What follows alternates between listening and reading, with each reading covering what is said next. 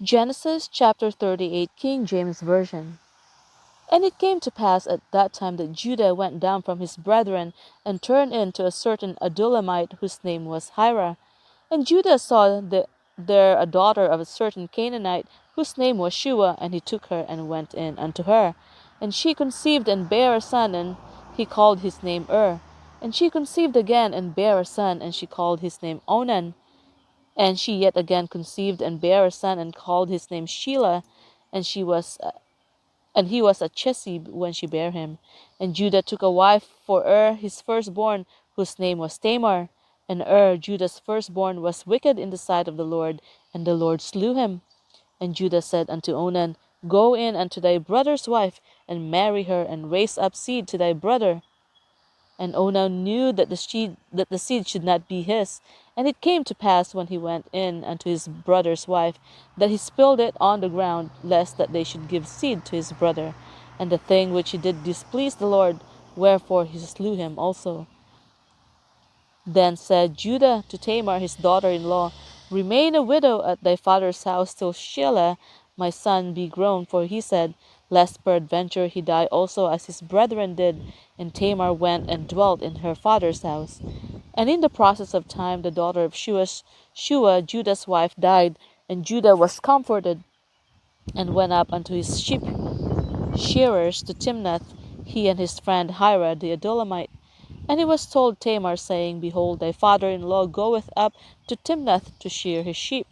And she put her widow's garments off her, and covered her with a veil, and wrapped herself, and sat in the open place which is by the way to Timnath, for she saw that Shelah was grown, and she was not given unto him to wife. When Judah saw her, he thought her to be an harlot, because she had covered her face.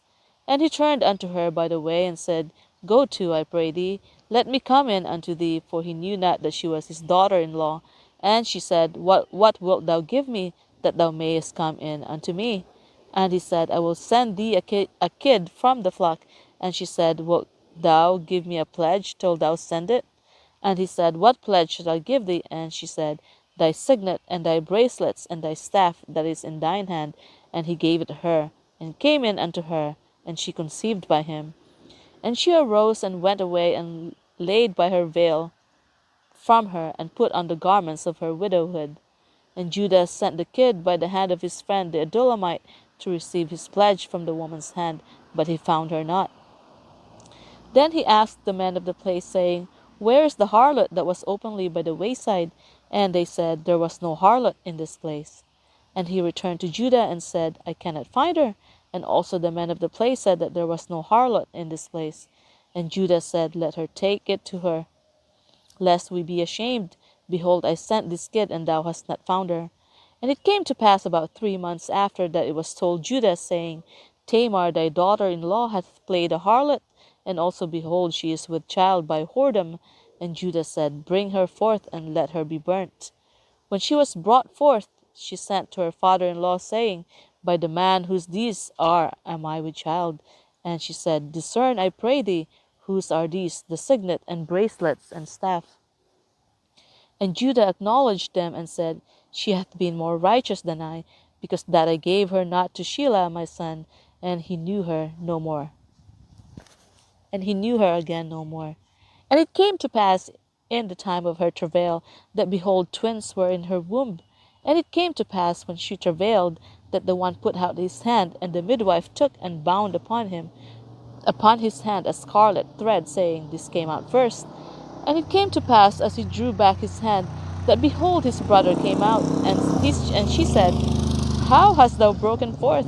This breach be upon thee. Therefore his name was called Phares. And afterward came out his brother, that had the scarlet thread upon his hand, and his name was called Sarah.